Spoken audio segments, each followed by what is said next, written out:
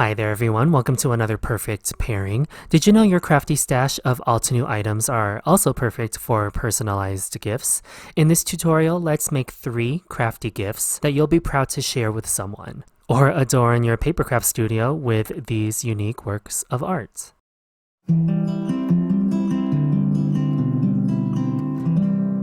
My big box store typically carries these shadow boxes on a buy one get one type of deal, so I always end up with an extra one on hand.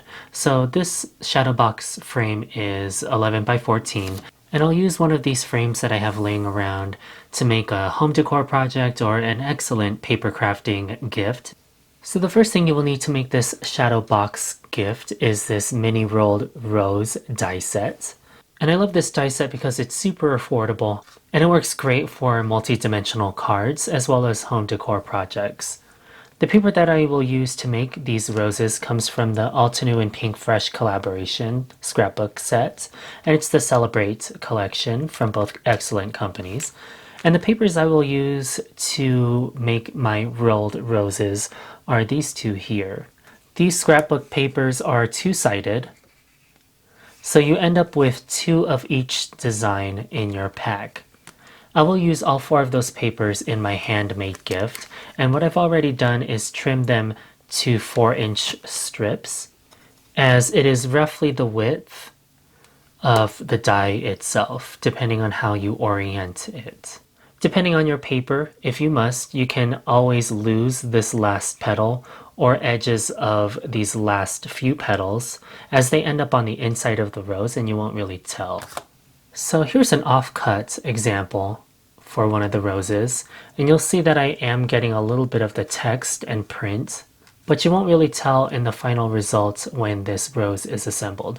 So I can run this through my die cutting machine, and you'll see that I've lost a little bit of this first petal here. That's okay.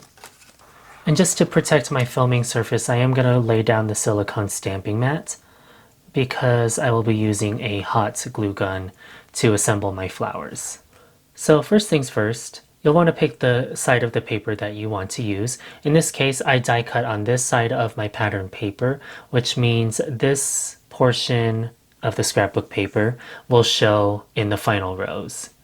So while my hot glue gun is warming up, I'll show you how to roll this die cut paper to make it into a rose. So you start from this outside edge here, which ends up being the inside of your rose, and you gently roll it into itself.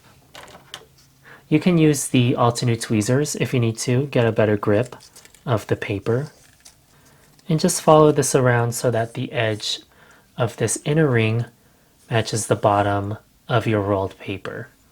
And once I get towards the end here, I'll hold it and apply glue to this bottom circle. This will be the base of your flower.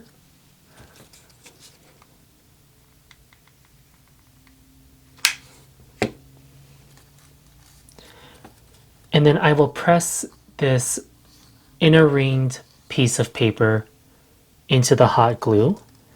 And again, the Altenew tweezers are going to be handy to keep me from burning myself on hot glue. I'm going to simultaneously twist and press the petals into the base of the circle. Once the glue hardens, your flower should hold its shape, and then all you have to do is gently open a few of the petals of your rolled rose flower. And this is the end result for the mini rolled rose die set. Now I'm just going to repeat this a few dozen times to get enough roses to complete my project. So after I've made all my roses, I'm going to disassemble my frame and reveal the shadow box base. And that exposes this fabric base that I have in my particular shadow box. So before I commit, I am going to make sure that I have the right orientation. I do want a landscape orientation, so I do want to make sure that my hook still remains at the top. And then I will begin draft arranging my roses on to my background. I've got a general plan of the shape that I want on my rolled roses heart. The nice thing is I am using my Altenew alignment grid to get a pretty good center So I've centered my background, and I will center the bottom portion and this portion of the hearts along the center. So there's no guesswork and there's just a little bit more perfection in my handmade gift. But once I'm happy with the alignment, then I can start gluing down some of these elements. So for me, I found it easy to work my way from top to bottom, ensuring that I follow my symmetry line here. And then as I did the outline, I also filled in each row of roses. And then I'm also looking at the center of my roses as a guide to connect my outline. So after gluing down my roses, this is my final heart shape. So just for fun, I'm going to add a little bit of shimmer. I'll use this iridescent ink spray. It's been one of my new favorites lately on adding really subtle shine. And I'll just use this scrap stamp packaging to mask off the fabric as I spray around my rose.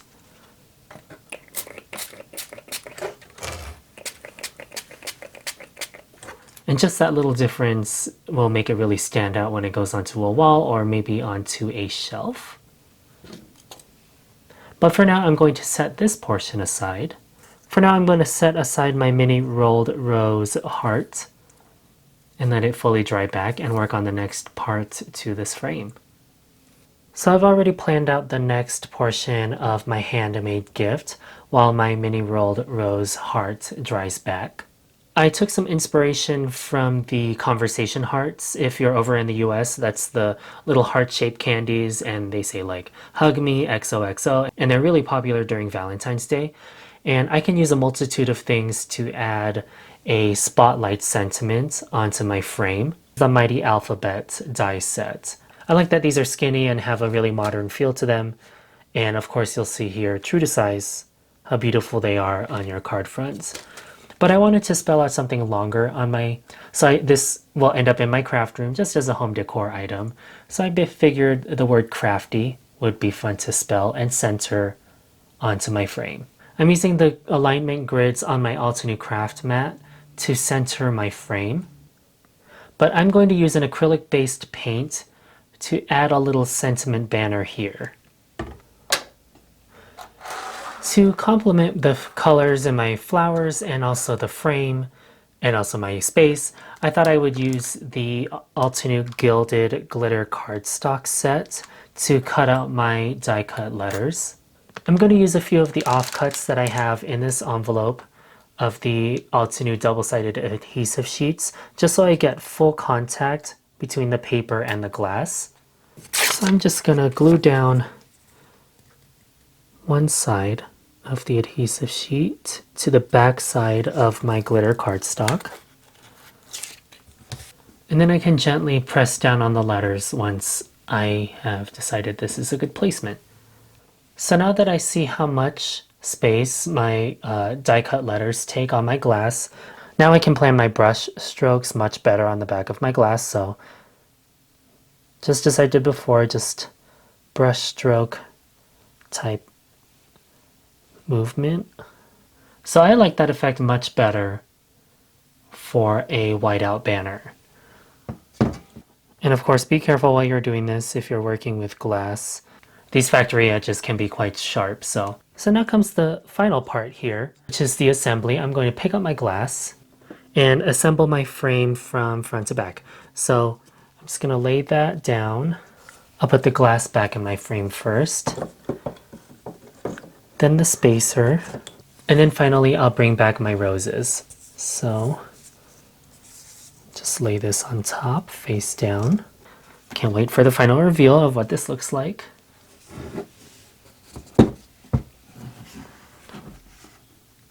And that is the final product of this. Unfortunately, there's no way for me to hide my studio lights, so I'll take better photos, which you'll see in a few moments here. You can always thrift these frames if you're lucky enough to find them at a thrift store, or you can upcycle some existing ones that you have in your stash. But for me, I was able to get a deal, buy one, get one on my frames. But this is also another great way to use your pattern papers. I know I struggle to keep them pristine and keep them for a long time, but it's always best to use your pattern papers while you like them, because then you can really make some personalized gifts for people you care about. When it comes to personalizing my craft room, I've been really conscious about trying to upcycle certain things. And I went through my kitchen cabinets and found this old white porcelain mug that I just don't use anymore.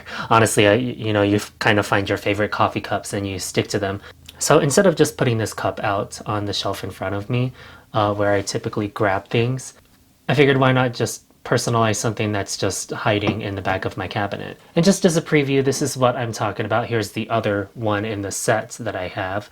I think I thrifted these originally, so yeah, they're getting a second life now in my craft room.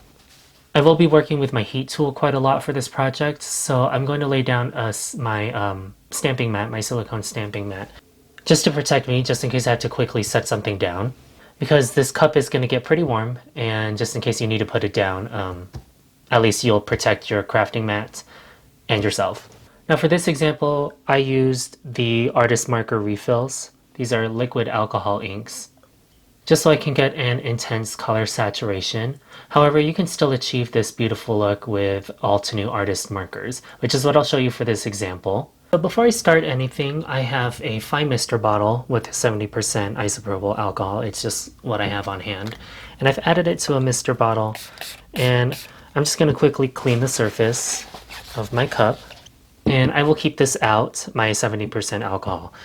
I'm fortunate enough to have the collection of Altenew artist markers, and all I'm really going to do is just very sloppily add color to my cup. And I'm going to aerosolize this alcohol, so I recommend doing this in a well-ventilated area.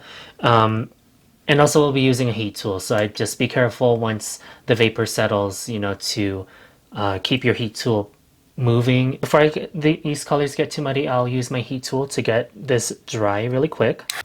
And then you can repeat that to keep lifting and moving the Altenew artist markers. Alright, I'm pretty happy with this end result. So you can leave it just like this if you'd like, but I'm going to add just a little bit more personality to this cup. I thought the stamp set was pretty fitting for the theme of handmade gifts or home decor projects, whatever you feel like doing for the projects I'm showing you today. I've added my sentiment to an acrylic block. Your cup may be sticky after using all the alcohol inks, and you can use that to your advantage for your cup. That's what I did in the previous example. Is I didn't use any anti-static powder, and I applied embossing powder all over the cup and heat set what remained sticky. So there's a large area here of gold, as well as some other areas that peek around this cup. But I do want a little bit more control in this second project. So I'm applying a little bit of what I use for anti-static powder, just to remove a little bit of the tack around the cup, or where I want to stamp. And just so I can see what I'm doing a little bit better, I'm going to use Altenew Pigment Ink in Obsidian to ink up the sentiment. And then I'll just carefully roll the stamp. Now what I can do is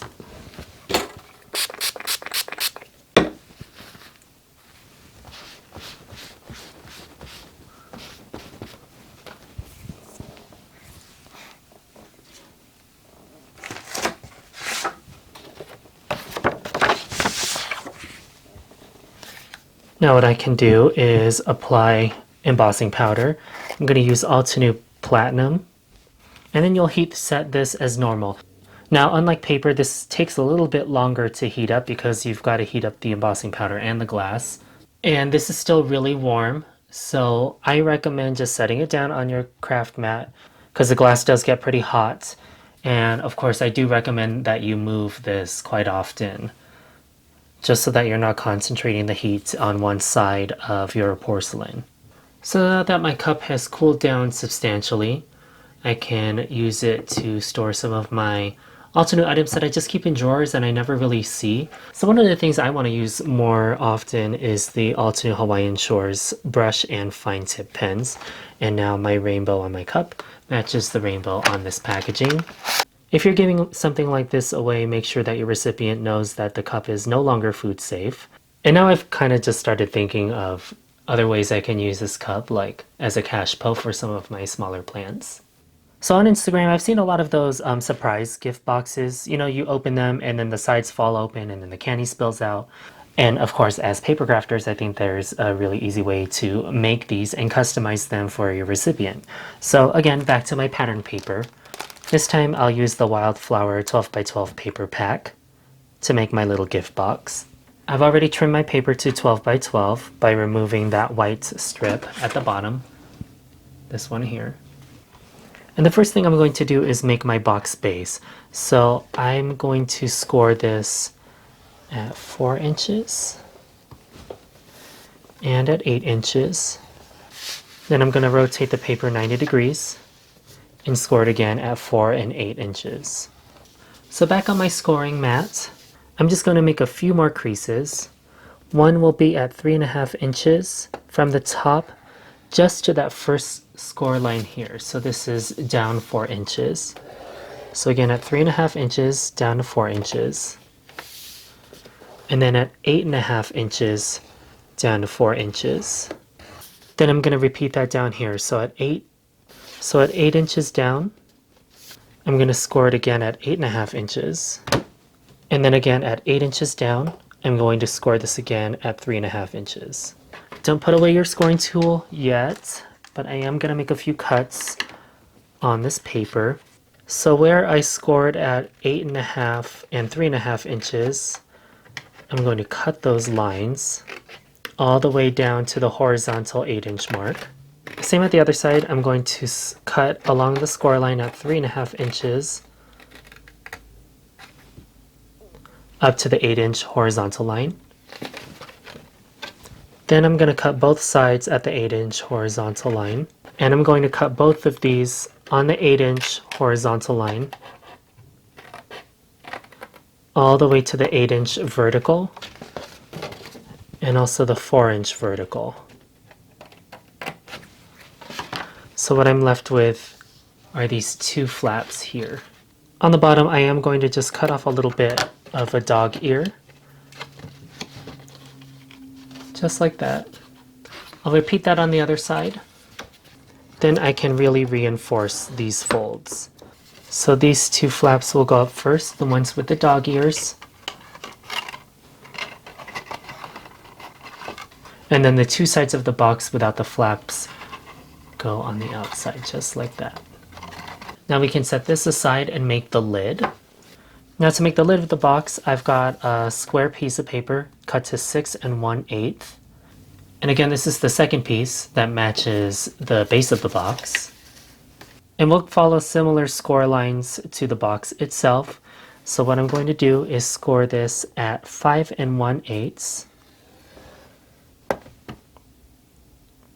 And then I'll rotate it 90 degrees and score the remainder of 3 sides at 5 1/8.